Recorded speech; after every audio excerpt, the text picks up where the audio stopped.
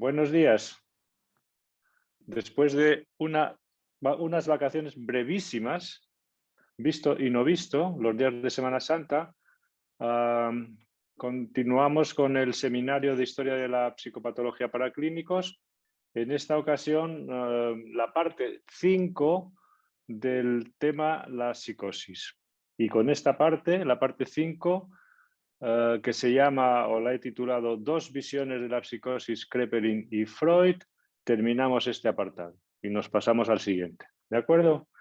Bueno, hoy me gustaría plantearos un resumen de lo que hemos estado hablando estos días, pero dándole una visión de conjunto y destacando, digamos, dos aspectos principalmente, a mi manera de ver. En primer lugar, es que cuando un concepto surge de una manera un tanto oscura, como es el caso de la noción psicose, hay que ponerle después muchos parches para que se sostenga. Y de esa labor de invención, de darle apoyos y de meterle buenos calzadores, a veces surgen cosas muy creativas, como es la definición de la psicosis de Freud, ¿verdad?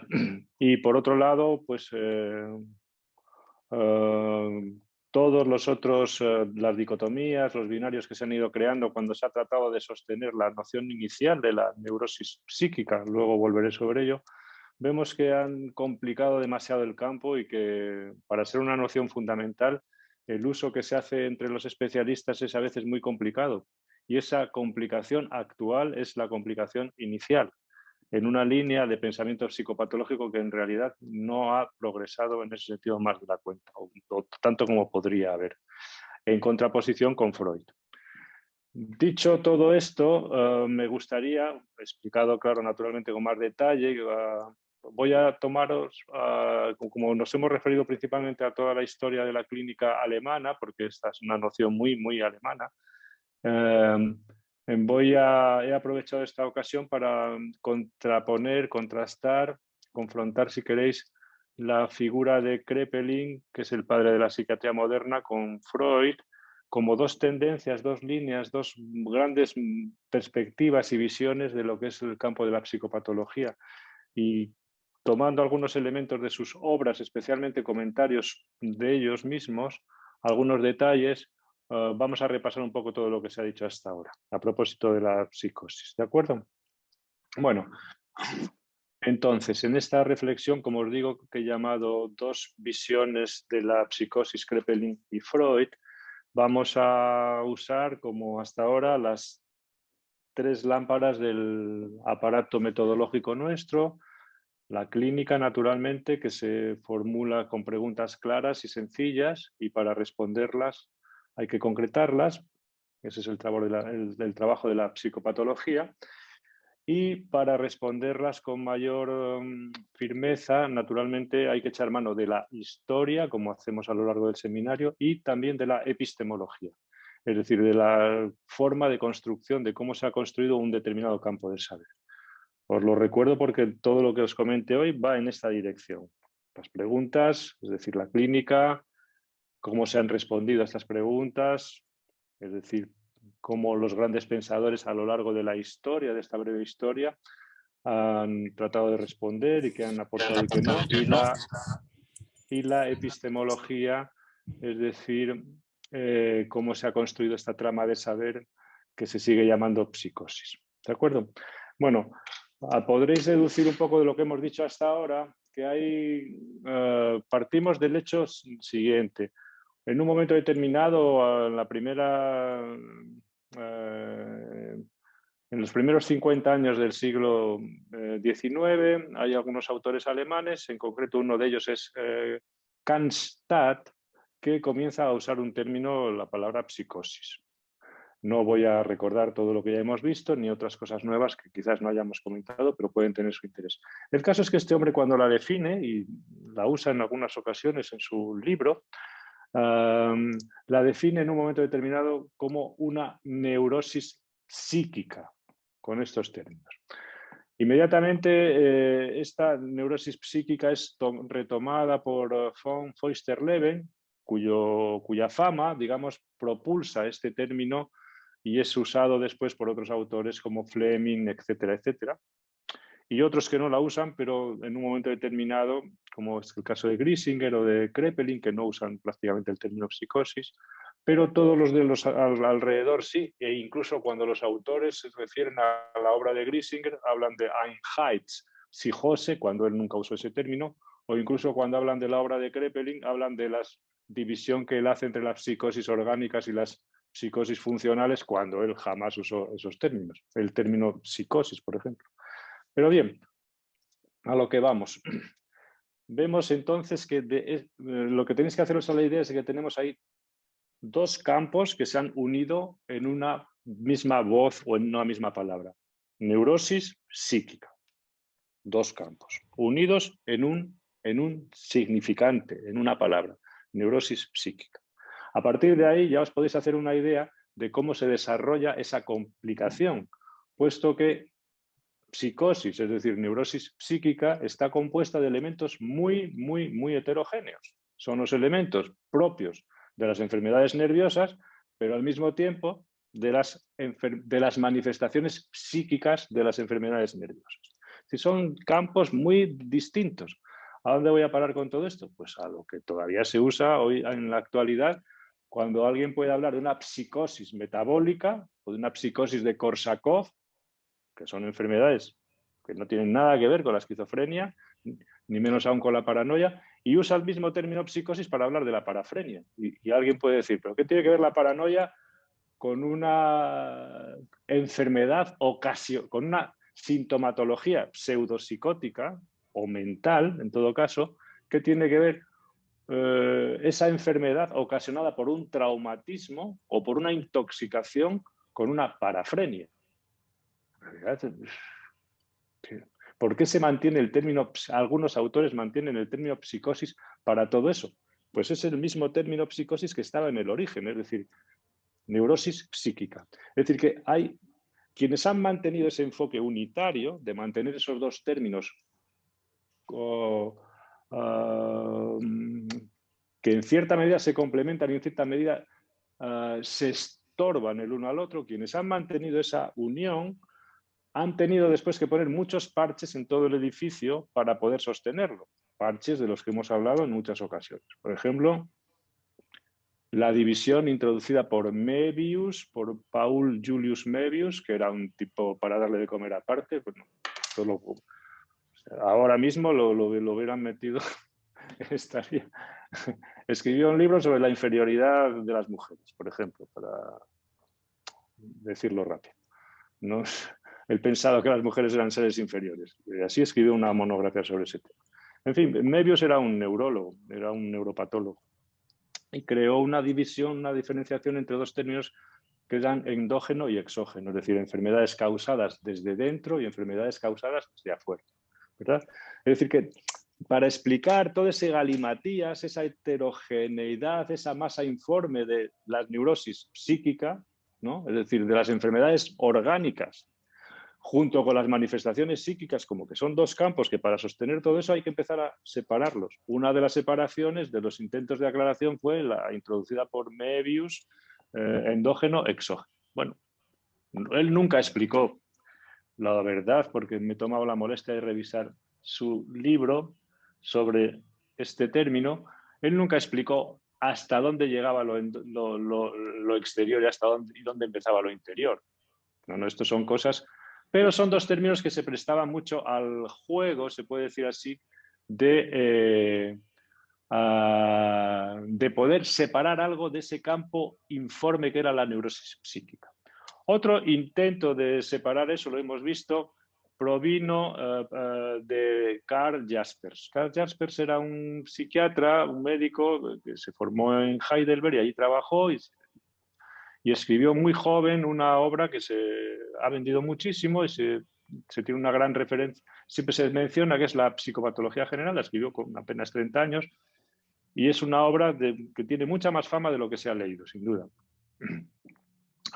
E incluso hay alrededor, digamos, de esa clínica de Heidelberg, que está en Heidelberg junto al río Neckar, hay toda una tradición de pensamiento que se llama la escuela de Heidelberg.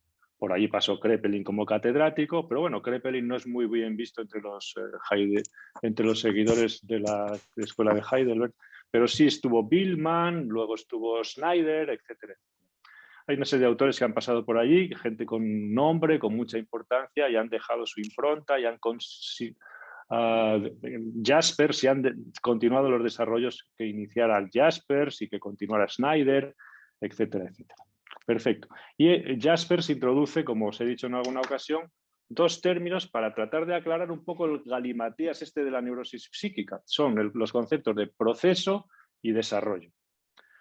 Una cosa es una enfermedad procesual, es decir, donde hay una ruptura del acontecer vital y que a partir de cierto momento el sujeto es distinto de lo que había sido hasta ese momento.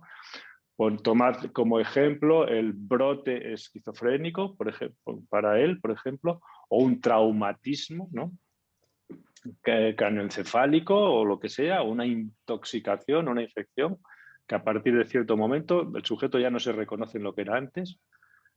Y lo que él llamaba las enfermedades que seguían que surgían como un desarrollo, es decir, como un acrecentamiento de los rasgos de la personalidad anterior que se iban acrecentando, y si uno era le gustaba un poco seducir y hacer el tonto, al final acababa siendo un histérico de circo. Y si era un poco suspicaz y un poco mal pensado, acababa siendo un paranoico de ingresar. Se acentuaban los rasgos, ¿de acuerdo? Eran como dos vías para enfermar, ¿no? El proceso y el desarrollo. Bueno, dicho así, pues hay cosas que te cuadran con ello y otras que no te cuadran, por supuesto. Pero a lo que vamos no es tanto a estos dos conceptos, proceso y desarrollo, sino que Jaspers mismo separa dos campos muy grandes, ¿verdad?, a partir de esta introducción de estos dos términos. Lo procesual no se puede comprender, se puede explicar. Los desarrollos se pueden comprender. Uno puede ponerse en el lugar incluso del paciente y hacerse una idea de lo que le puede estar pasando por dentro, ¿no?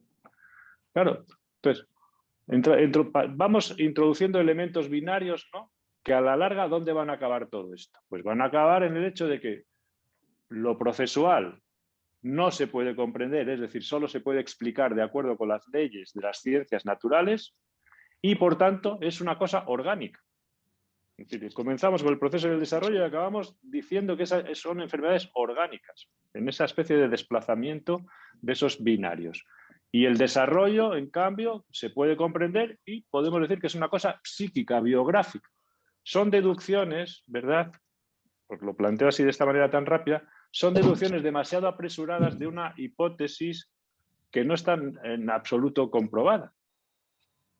O sea que, pero veis a lo que vamos, que lo que nos interesa es cómo en este magma ingente de fenómenos raros, que son la neurosis psíquica, es decir, la mezcla de manifestaciones psíquicas con enfermedades orgánicas, ¿verdad?, hay que introducirle muchas lámparas para aclarar todo eso.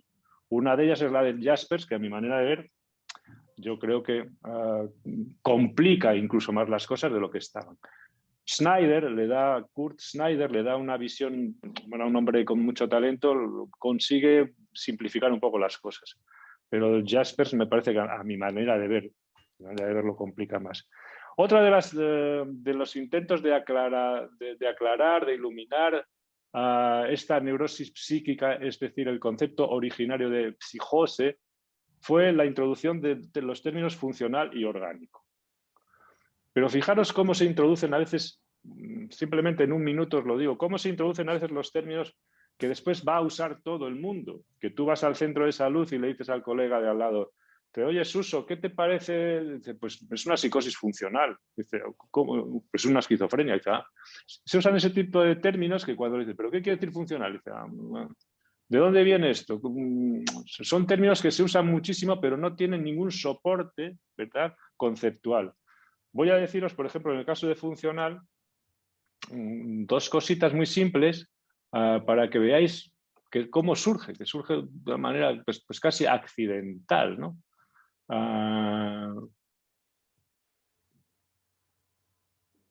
Por cierto, Hay un autor, antes cuando os estaba hablando de la división de las psicosis en endógeno y exógeno, hay un autor con mucho talento, de los pocos psiquiatras que se lograron más o menos sobrevivir al nazismo y no tuvieron que huir, ni fueron, bueno, fueron rebajados naturalmente de todos los cargos que tenían, etcétera, etcétera. Era un tipo verdaderamente brillante y muy combativo contra el nazismo, que se llama Kurt Kohle. Kurt Kohle era un seguidor de Kraepelin y en un momento determinado, en los años 50, escribió una obra que es una conferencia, homenaje a Emil Kraepelin, al que considera, digamos, el padre de la psiquiatría naturalmente mundial, ¿no?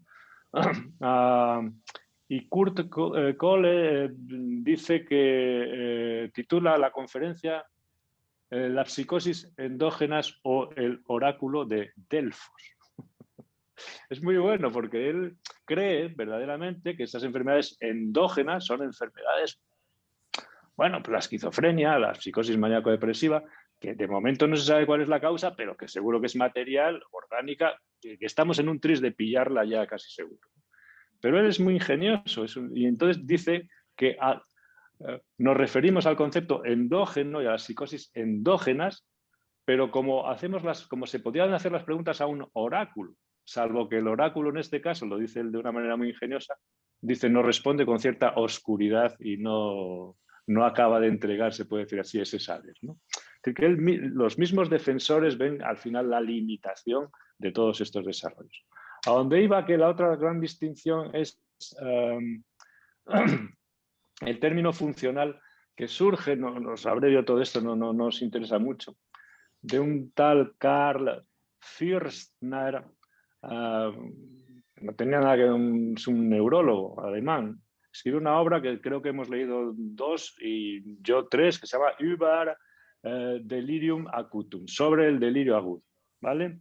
Y en esa obra menciona así de pasada que hay una serie de psicosis que son las que ellos estudian, como neurólogos que son las psicosis producidas por traumatismos, accidentes, todo este tipo de cosas. Dice, y hay otras, dice, son las funcionales. Y sienta con este término, esta dicotomía, mejor dicho, este binario entre lo que es orgánico, cerebral, en general, cerebral, y lo que es funcional.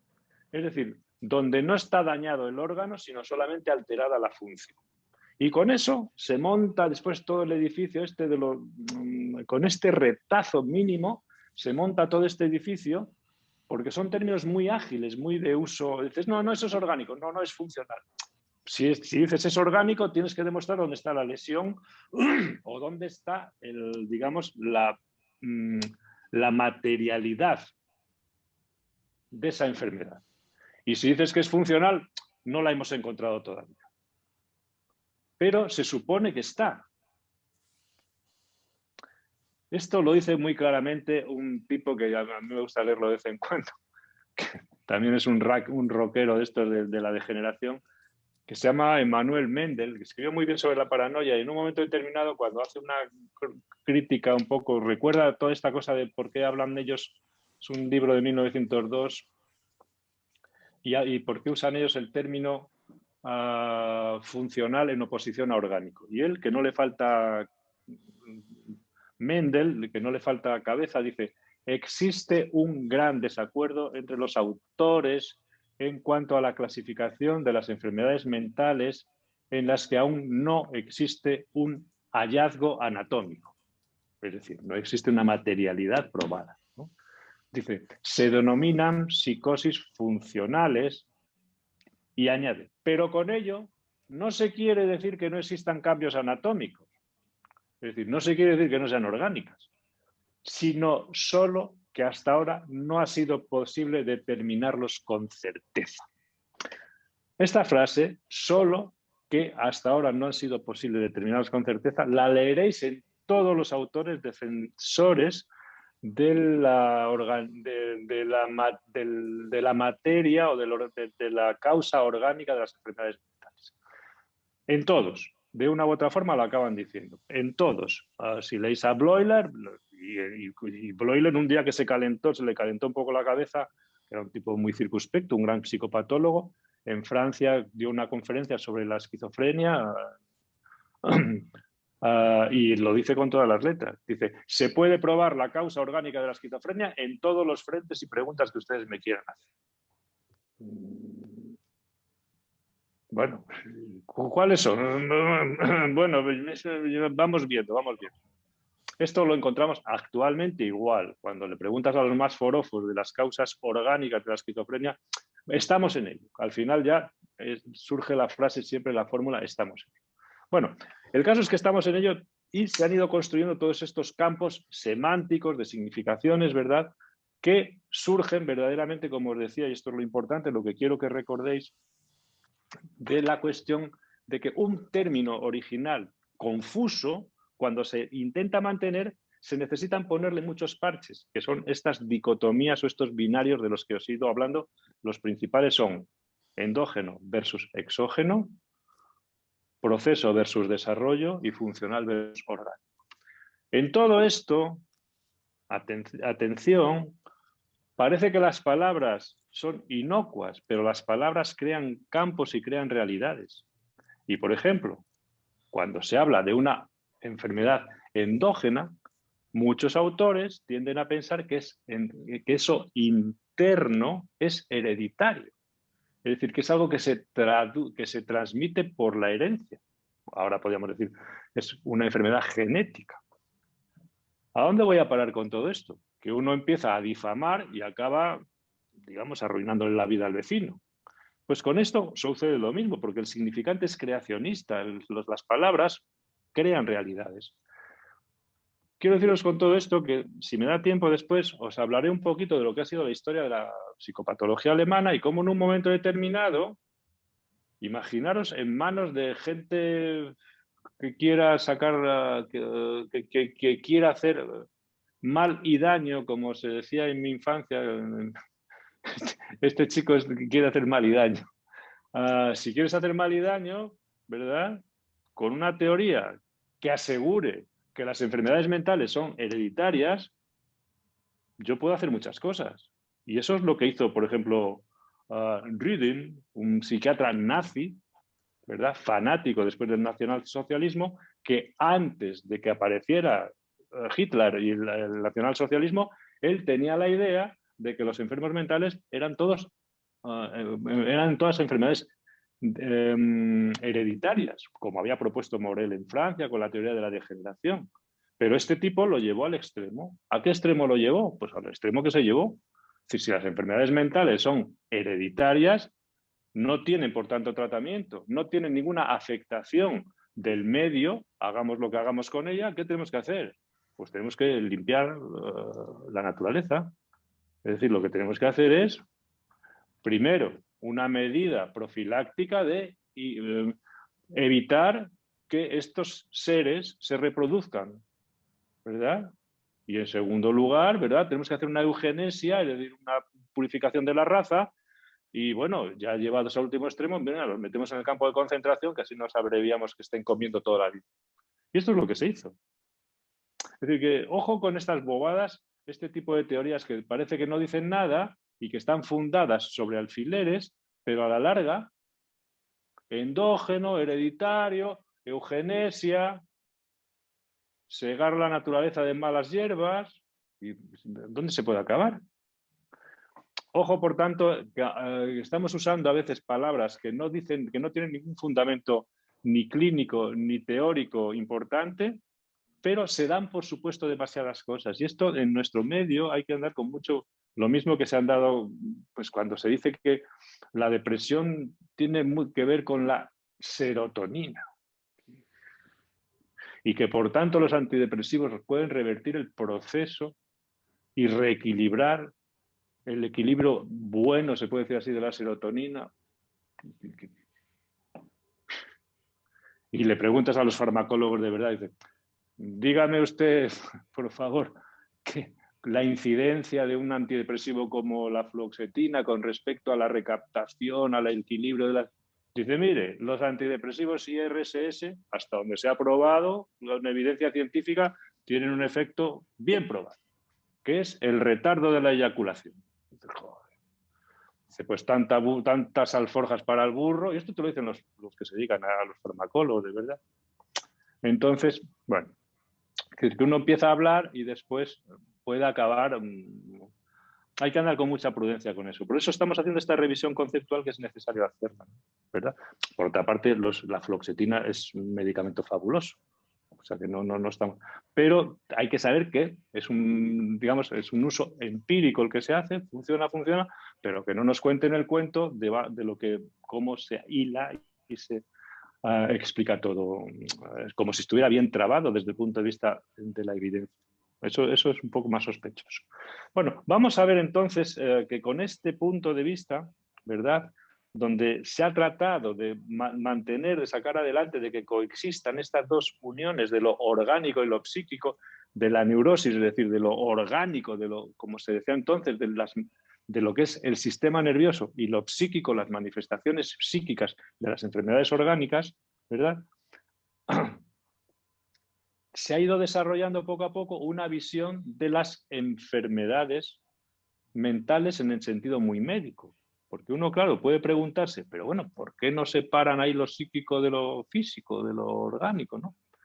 Pero claro, hay probablemente un interés ahí, a mi manera de ver, ideológico, ¿verdad? En la medida en que si yo mantengo una relación consustancial, es decir, que en el mismo término englobo lo que es una enfermedad metabólica o epiléptica que tiene manifestaciones psíquicas junto con la parafrenia, la esquizofrenia, la psicosis maníaco-depresiva o la paranoia, sin decirlo, quiero decir que todo eso está en un continuum y que está en una misma estructura o que está en un mismo saco. Y que todo eso tiene que ver. ¿Qué tiene que ver un paranoico con una persona que se ha intoxicado y empieza no a delirar, sino a hacer un delirio? Que son cosas que no cuadran. Pero al mantenerlos juntos se da a entender. Se da a entender es de lo que os estoy tratando de hablar hoy, ¿no? Y Kraepelin lo da a entender de muchas maneras, porque si leéis, claro, a la gente no lee a Kraepelin, pero si leéis el segundo volumen, que no lo ha leído nadie, yo creo que debe haber Engström, Weber y yo, me parece que lo hemos leído. 3 tíos, yo creo que entero. En el segundo volumen, cuando habla de las enfermedades médicas, digamos, que tienen manifestaciones psíquicas, ¿verdad? ¿Por qué no deja eso para un manual de medicina interna? ¿Por qué lo mete ahí? En el Lehrbuch de Psiquiatría. Pues porque, bueno, por otra parte, la formación de los psiquiatras alemanes, a diferencia de otros países de Europa, hacían una formación psiquiátrica y neurológica al mismo tiempo, ¿no? Entonces, quizás pues, esa es una de las razones. La otra razón principal es que, claro, es mantener un campo donde todo eso está junto, todo eso está unido y, por tanto, todo eso tiene que ver con el cuerpo, con el organismo, con el cerebro. Esta es la otra parte, ¿verdad? Vamos a ver ahora, ¿por qué insisto en todo esto? Insisto en todo esto porque hay otro enfoque de esa neurosis psíquica, es decir, de lo que después llamamos la psicosis. ¿Cuál es el enfoque ese? Pues es un enfoque binario. ¿Qué quiero decir con todo esto? Recordad los trabajos que hemos comentado, que ha comentado Álvaro Valle y que también comentó Andrés Díaz, etcétera. ¿Qué hace Freud con todo esto? Hasta ahora lo que hemos visto es que los autores de los que hemos hablado, todos quieren mantener esa unidad, ¿verdad?, de la neurosis psíquica. ¿Y qué hace Freud? Separarlo y construir un binario. Y ese es el binario que él llama neurosis, psicosis.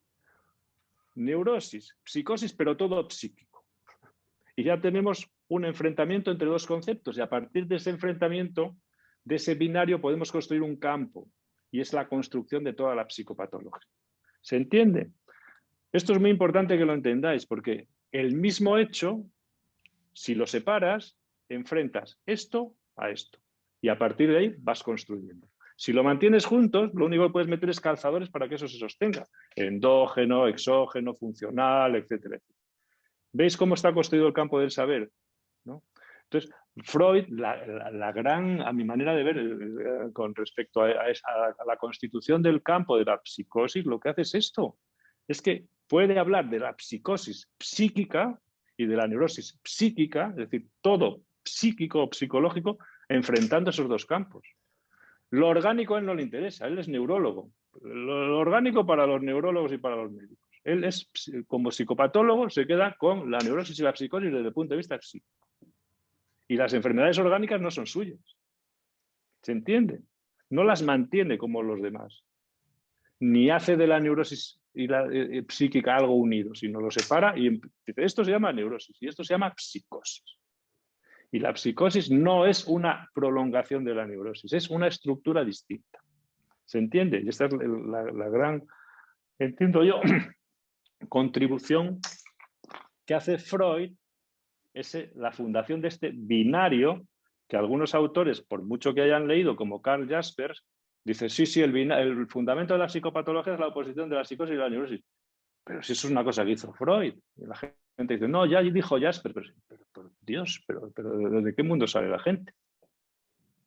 Esa es un poco la cuestión, ¿no? Bueno, entonces, a mi manera de ver, claro, toda lo brillante del desarrollo de Freud es cómo hace para que la neurosis y la psicosis sean psíquicas. Esto sí que es encaje de bolillos. Pues hombre, yo creo que ahí principalmente lo que él introduce es que una y otra son el efecto de una defensa. Lo primero está la defensa y luego están las estructuras. Entonces, la defensa las une, pero las estructuras son distintas. Esto ya lo hemos explicado 40 veces. Yo estoy tratando de trasladaros ahora, ¿verdad?, lo que sería lo que es lo básico de lo más básico.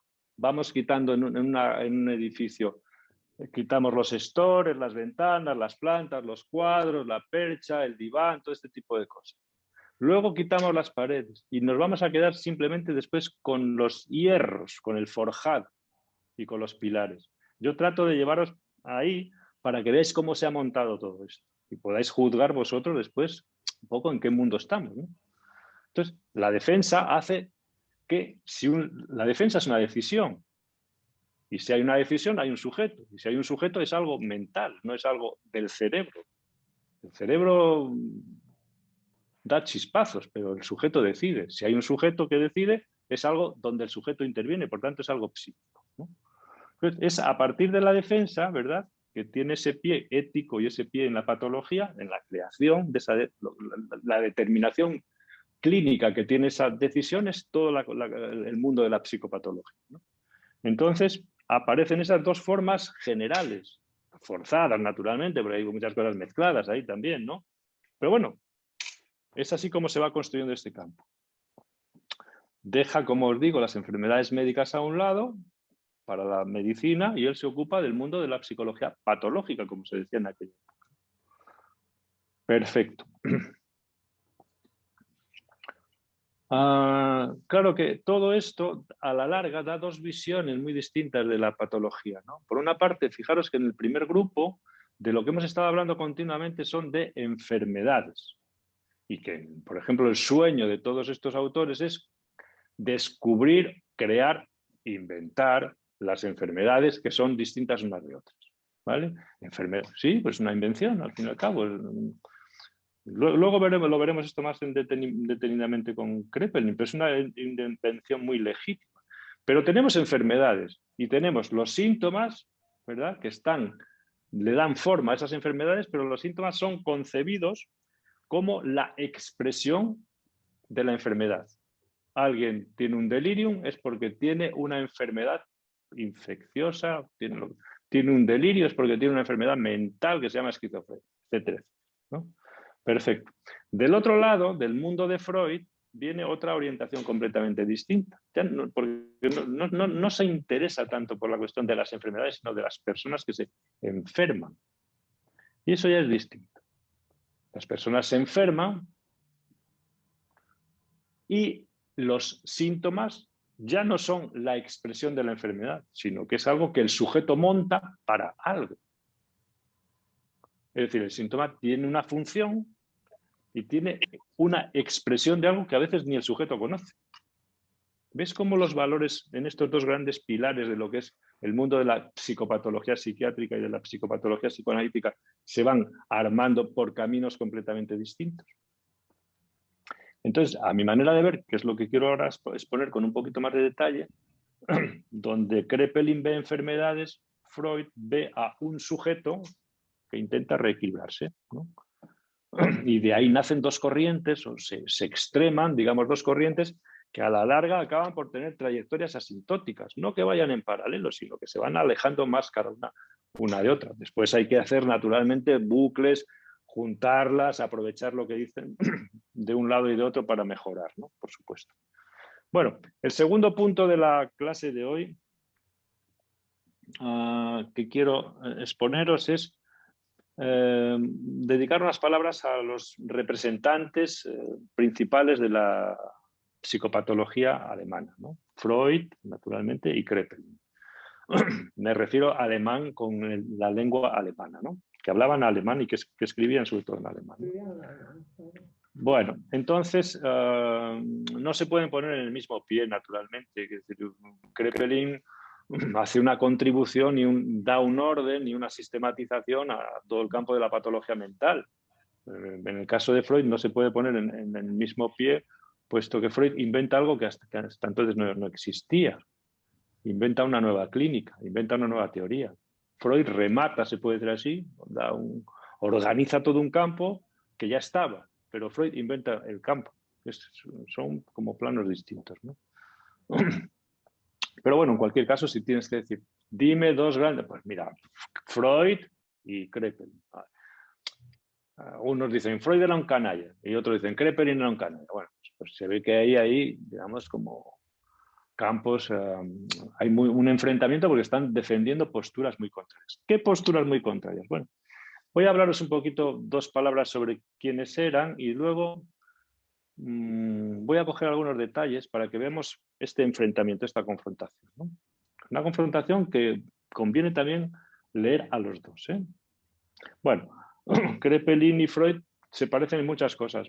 Por ejemplo, porque nacieron en el mismo año, en 1856. Los dos, además, alcanzaron fama trabajando en campos muy cercanos. Kraepelin en el mundo de la psiquiatría y Freud, que era neurólogo de formación, neuropatólogo, en el mundo que inventó el del psicoanálisis.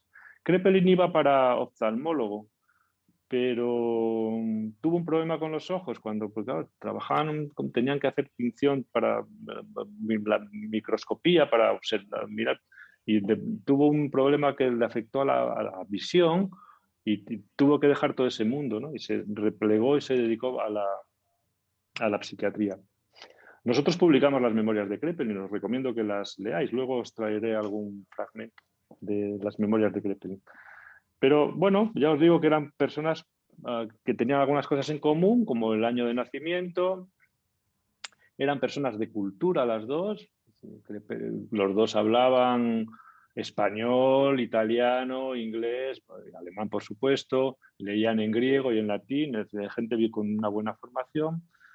Eran médicos y también compartían, yo creo, ambos un tipo de formación científico-natural que siempre tenían en la cabeza, los dos. Freud muy educado en la escuela de Helmholtz, es decir, todo pesar y medir. Kraepelin muy seguidor de Wundt, de un psicólogo que eran físicos y de gente de todo medidas de las cosas. Bueno, pero sus vidas profesionales se desarrollaron en ámbitos muy distintos. Kraepelin hizo una vida como profesor universitario, de mucho éxito naturalmente, y como director de instituciones mentales, de manicomios, de casas de locos, ¿no? Y trabajó en distintas ciudades de Europa y de Alemania, ¿no? Y la vida de Freud, en cambio, estuvo mucho más ligada a la clientela privada, a la clientela que podía ir inicialmente a un neurólogo y después a un psicólogo, a un terapeuta o lo que era él, un psicoanalista, ¿no? Es decir, que eran campos de trabajo distintos, ¿no? La práctica de Kraepelin estaba esencialmente dedicada a la locura y de hecho se le conoce principalmente por la descripción de la demencia precoz y de la locura maníaco-depresiva, y la práctica de Freud estaba esencialmente dedicada pues a la neurosis, ¿no? El sueño de Kraepelin era crear una clasificación de las enfermedades mentales, de las psicóticas principalmente, de la locura, como decía él, ¿no? Y la de Freud no era eso, ¿no?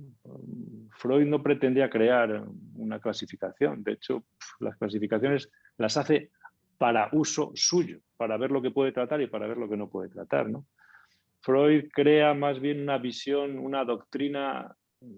Estuve leyendo un texto de Uwe Peters sobre esto precisamente, y decía, Freud trata sobre todo de crear una doctrina del hombre. No, de las clasificaciones esto le resultaban irrisorias, ¿no? Una doctrina del hombre en el sentido de que es algo mucho más, de una ambición muy superior y más profunda, ¿no? Bueno, como yo soy muy seguidor de Plutarco y de los antiguos, hay, sí, ya os lo he contado en alguna ocasión, cuando Plutarco escribe las vidas ejemplares, hay una de ellas, en la vida de Alejandro, dice, dice, por un detalle conoceréis al personaje. Maravilloso.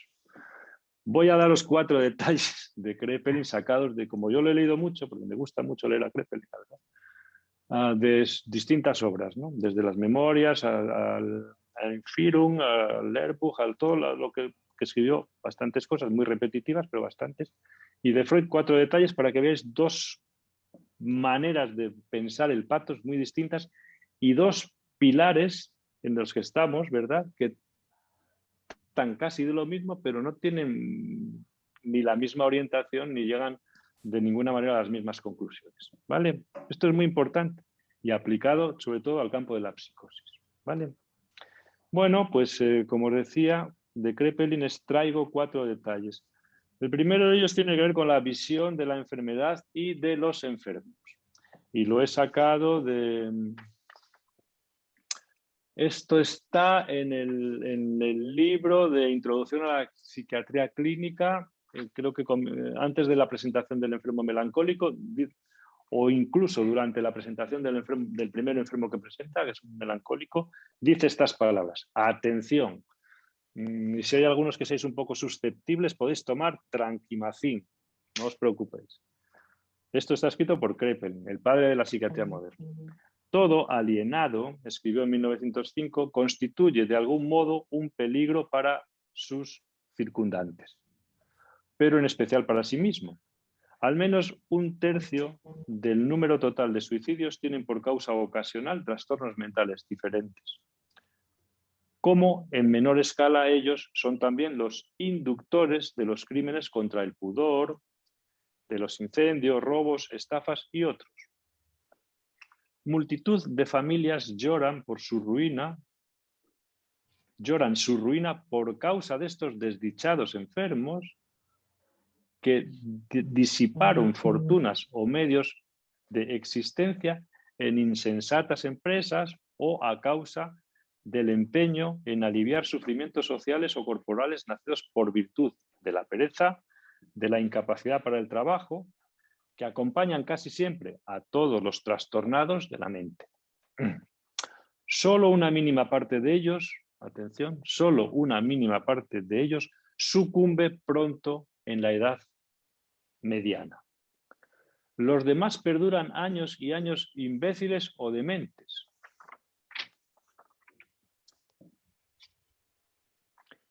Inermes para la vida, constituyendo una pesada carga para las familias, los municipios y el Estado, tan pesada carga que ya va haciéndose sentir en la economía nacional. Emil Kraepelin. ¿Dice algo falso? No, pero es una lectura, se puede decir así, de la patología mental desde un punto de vista que, depende cómo lo cojas, te haces un fanático de la eugenesia, porque como además tardan tanto en morirse, Kraepelin no lo era, por otra parte. No. Pero es una lectura, quiero deciros con todo esto principalmente, donde la locura, o la enfermedad mental ya en este caso, es una enfermedad como cualquier otra enfermedad, con un lastre de sufrimiento, de desdicha, de incapacidad y con un lastre enorme para las familias, el Estado, el municipio, etcétera, etcétera, con un gasto económico tremendo. Esta es la visión que tiene. ¿Es falsa? No, pero hay otras también, ¿vale? No es falsa, pero es la visión de un psiquiatra clínico, del gran estructurador de la psiquiatría clínica. Con respecto, otro detalle. Este lo cojo de las Lebenserinnerungen, de las memorias de Krepelin. Dice, esto va con respecto a si merece la pena hablar o no hablar con los pacientes, con los enfermos, ¿no? Me resultó muy difícil trabajar con los pacientes por culpa del idioma. Esto se refiere, Krepelin comenzó su vida profesional en Alemania, pero salió una cátedra y la dirección del hospital en una ciudad estona, de Estonia, ¿verdad? En Dorpat, y él, que estaba recién casado y necesitaba dinero, porque además era un hombre que, con familia, se marchó a trabajar allí de psiquiatra director, ¿verdad? Y de profesor. Entonces estuvo unos cuantos años trabajando, y claro, no entendía nada, porque él, aunque era un hombre muy culto, pues es que allí hablaban estón, o la lengua que hablaran, ¿no? Un ruso, o letón, o lo que fuera, ¿no? Entonces él eso no lo entiende. Y dice lo siguiente, me resultó muy difícil trabajar con los pacientes por culpa del idioma. La mayoría de los enfermos a los que les podíamos enseñar algo solo hablaban estonio y muy pocos hablaban ruso o letón. Así que no podía comunicarme prácticamente con ninguno, sino que tenía que traducir, tenía que tener un traductor a mi lado. Poco a poco aprendí a decir las preguntas más habituales, pero por desgracia los pacientes me daban respuestas que superaban mi escaso vocabulario. Mis conversaciones con ellos me llevaban demasiado tiempo y además no podía percibir ninguna vacilación sutil en su pronunciación, expresión o formación de frases y palabras. Solía haber un número constante de pacientes cultos que hablaban alemán, así que con ellos sí que pude comunicarme sin problemas. Llegué a intentar aprender ruso y estonio, pero finalmente lo dejé porque los resultados no me compensaban el tiempo y el esfuerzo que le dedicaba a la tarea. Memorias. ¿Veis cómo un hombre tiene su interés, verdad, en aprender, etcétera? Pero él no entiende lo que le dicen los pacientes. No entiende lo que le dicen los pacientes y no obstante, ¿verdad? Cuando estuvo en Dorpat, él editó 2 reediciones del libro Psychiatrie, ein Lehrbuch für, un libro para el estudio de los médicos y los estudiantes, ¿no? Es decir, que él, con el material que tenía, reeditó el libro que iba creciendo en volumen, ¿no? Y dice uno, joder, ¿de dónde saca el material clínico para escribir sobre todo eso? Si no entendía lo que le decían los pacientes. Bueno, pues aquí está, esto es una fuente, se puede decir, yo edité las memorias, mi propósito de editar las memorias de Krepelin es para que se viera qué relación tenía él con la psiquiatría. Yo creo que aquí queda muy claro, es un hombre honesto, ¿verdad? Quiere mejorar la asistencia, en fin, creó un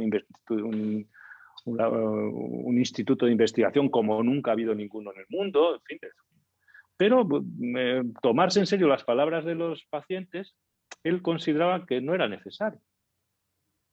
E incluso insinúa que es una buena condición para la observación de los pacientes mentales no entender lo que dicen, porque así uno los observa mejor. Sí, claro que los observa. Si se rascan, si saltan, porque eso es una parte de la semiología que él describe muy bien, por supuesto. Sí. Se ríe incluso de los psicoanalistas en un momento determinado, y esto es una obra que escribió ya cuando estaba jubilado, se llama Las manifestaciones de la locura, es un texto precioso. Krepelin no es muy brillante escribiendo, pero la verdad es que escribe con mucha claridad. Un texto de 1920.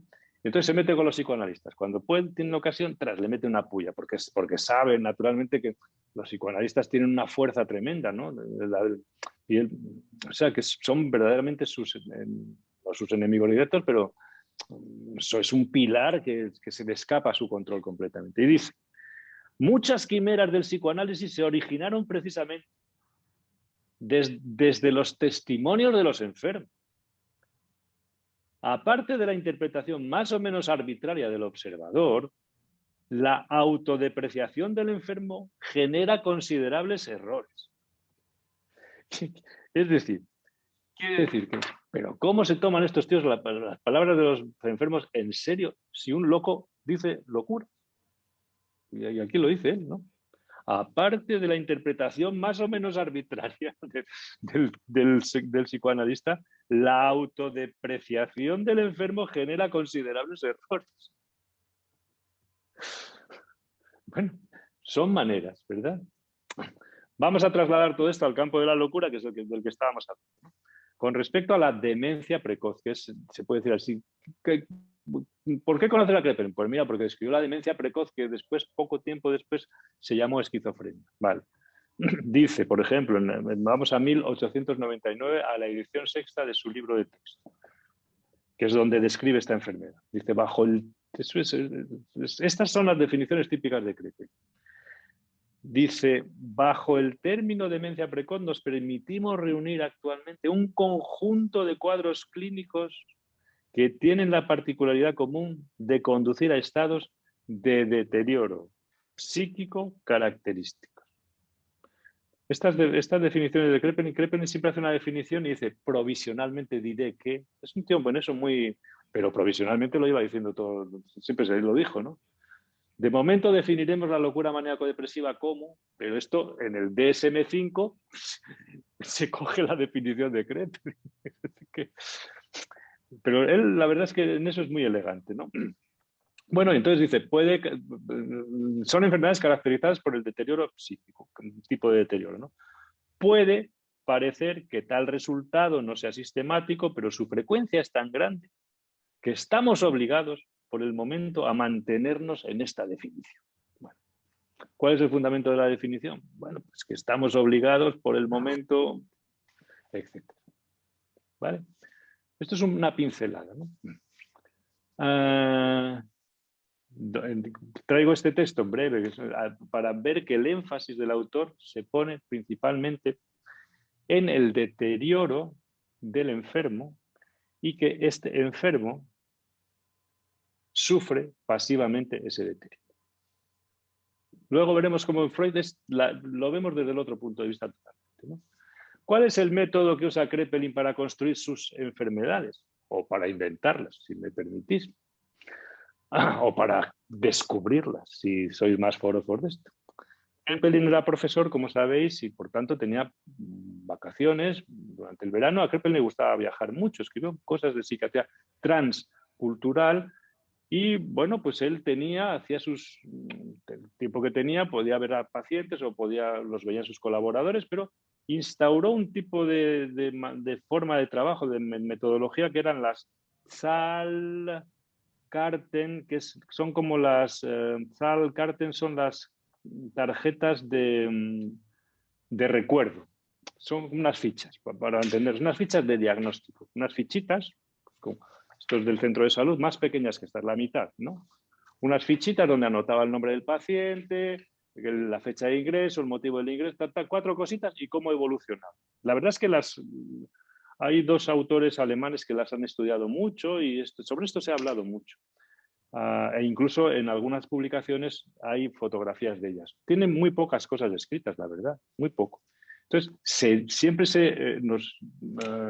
yo he leído en colaboradores que han trabajado con Krepelin, algunos incluso de origen hispano, gente muy conocida, que bueno, Krepelin cogía las fichas y se marchaba de vacaciones, se llevaba las fichas y entonces las iba repartiendo. Este deliró con Dios, este con el diablo, entonces las iba repartiendo. Entonces, y de ahí era la forma de crear, construir o inventar las enfermedades reales. Evolucionó a peor, no evolucionó a peor, pero hablaba con Dios, entonces iba repartiendo, ¿no? Él tenía un criterio muy del siglo XIX de tener en cuenta cómo evolucionaban las enfermedades, pero él lo había llevado hasta el extremo no ya de la evolución, sino de la terminación. Si la terminación terminaba en una demencia notoria o no se demenciaban. Entonces, si no se demenciaban y estaban locos, eran maníaco-depresivos. Y si además no tenían mucha melancolía ni nada de esto, eran paranoicos. Los que se demenciaban eran todos dementes precoces. Él iba haciendo este tipo de clasificación. Tenía un poco el defecto de todo esto porque entre como os he dicho en alguna ocasión, un demente paranoide ligero, es decir, una esquizofrenia paranoide ligera y un paranoico, ¿dónde está la separación? Pues en lo que inventó a última hora corriendo que llamó parafrenia, ¿no? Pero bueno, casi había que dejar de esperar hasta que se muriera el paciente para ver en qué lado ponías la tarjeta, ¿no? ¿De acuerdo? Entonces, bueno, con estas tarjetas, ¿verdad? Él era su metodología y siempre se dijo así. Hay autores ahora, como decía Bevar y Engström, que son dos lectores y lo leen con mucho detalle a Krepelin, y yo siempre los leo a ellos. Dicen que, bueno, que esto hay que replanteárselo un poco. La agrupación está según las similitudes y las diferencias entre los síntomas, que eran a partir de las cuales construían las enfermedades reales, bueno, pues que hay que replantearse un poco porque a lo mejor no están así, ¿no? Y lo leo textual lo que dicen. De este modo podemos calibrar con mayor precisión la importancia clínica y el alcance epistemológico de las fichas de Krepelin. Y se preguntan, ¿eran esas fichas base o esas Zahlkarten, las cartas de recuerdo, las tarjetas de recuerdo, eran esas fichas suficientes para crear la psiquiatría clínica? Bueno, pues ahí está toda la cuestión. Estos autores rebajan mucho la importancia que se les ha dado, ¿no? Y vienen a plantear que junto a su funcionalidad clínica más tangible, las tarjetas de recuerdo representaban la idea de una observación sistemática y objetiva, una idea que el propio Krepelin no pudo realizar del todo en la práctica. Pero bueno, ahí está. Esto os lo digo porque la metodología de Freud es completamente distinta. La gente se ríe de Freud porque era un novelista, ¿verdad? Pero tenemos que conocer también que los que están en la acera de enfrente, pues hombre, no son tan buenos escritores como Freud y tampoco es la evidencia científica del pesar y medir se queda un poco lejos de lo que sea, ¿no? Pero hay que reconocer que Krepelin veía pacientes. No como los estudios actuales de los que se derivan las enfermedades mentales, que son estudios de estudios, que es distinto. ¿De acuerdo? En el DSM-3 se lee a Krepelin para ver cómo se ordena eso, pero no se habla con depresivos ni con maníacos. ¿No? Es distinto.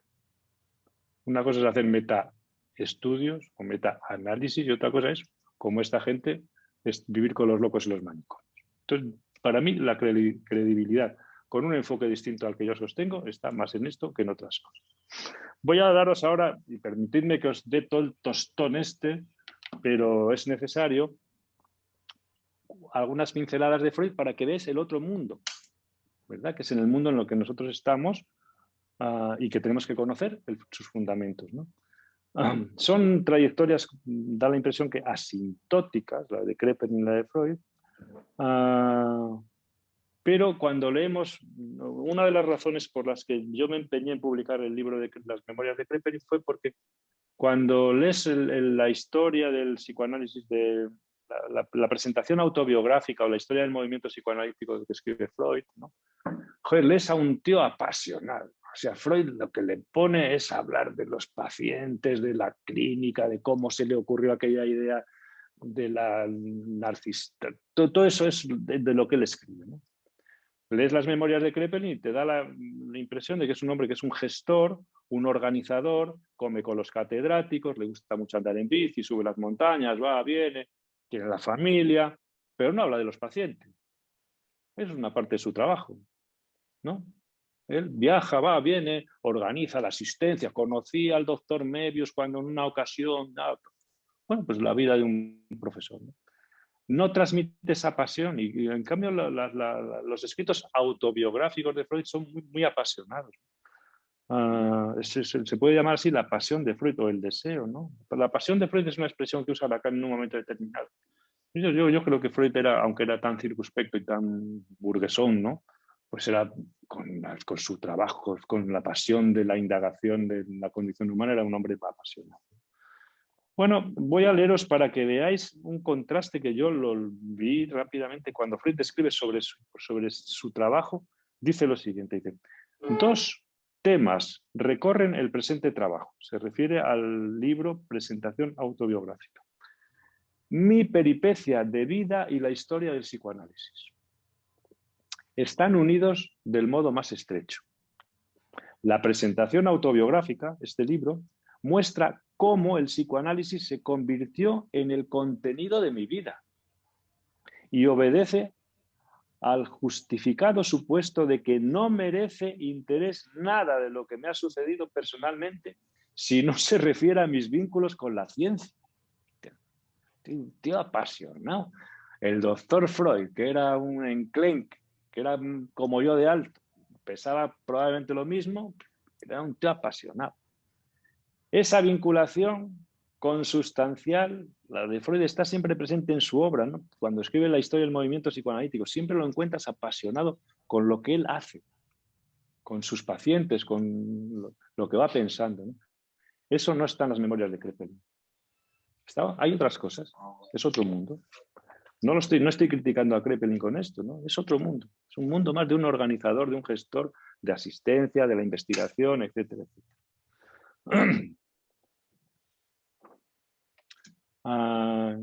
Perfecto. Sí, los viajes, los paseos en bicicleta, las charlas con otros colegas y profesores, la preocupación por planificar las tareas asistenciales y diseñar las líneas de investigación de la psiquiatría es lo que ocupa todo el tiempo del libro, sí. Su deseo apuntaba a ser profesor de psiquiatría, eso es lo que Kraepelin está todo el rato dándole vueltas arriba y abajo, ¿no? Pero transmite de todo menos pasión, ¿no? Sí. Muy bien. Y otro detalle más de la cuestión de Freud. Esta era la relación, se puede decir así, con el psicoanálisis, con su ciencia, como dice Freud. Otra es, ¿cómo veía Freud esto de la demencia precoz, que para Kraepelin era la gran enfermedad? Pues bueno, Freud no ve la demencia precoz, ve la paranoia. Esto ya es un mundo, ya es otro mundo. E incluso no le gusta nada la expresión demencia precoz, ¿no?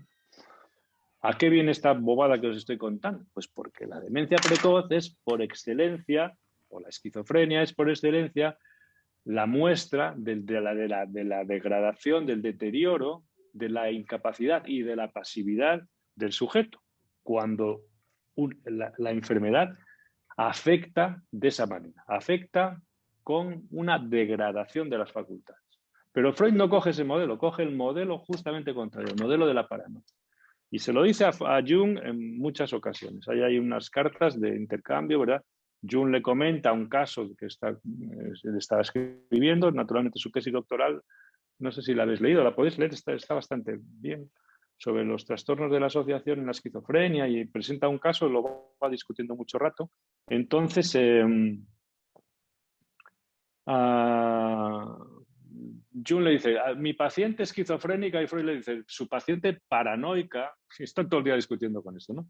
Dice, por ejemplo, Freud, dice, en la paranoia, que continúa siendo un concepto que sigue siendo el concepto teórico, ya que el de demencia precoz parece ser, desde luego, esencialmente clínico.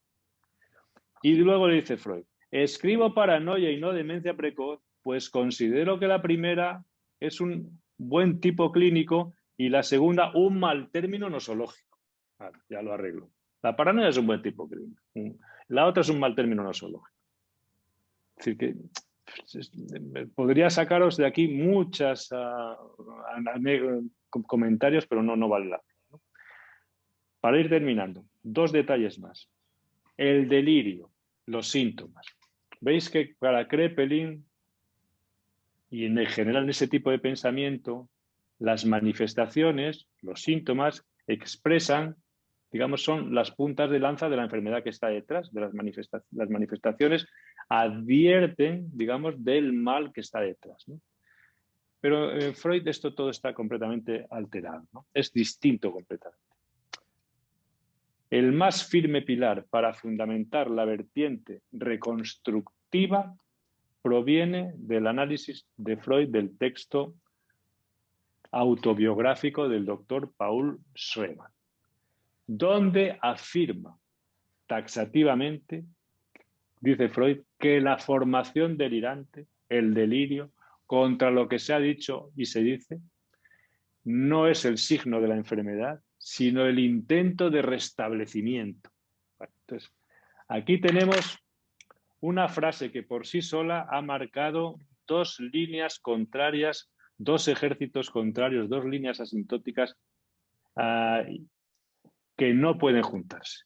Si tú crees esto, que el delirio o cualquier síntoma, él está hablando del delirio del doctor Schreber, que el delirio es el intento de restablecimiento, el esfuerzo que el sujeto hace para reordenarse y reequilibrarse, en lugar de pensar que es la manifestación de que está loco. Ahí, depende para dónde te inclines, si dices sí o si dices no, estás en un mundo o estás en otro. Estás en el mundo de la psicopatología y de la clínica psicológico-psiquiátrica o estás en el mundo psicoanalítico. Y no hay más.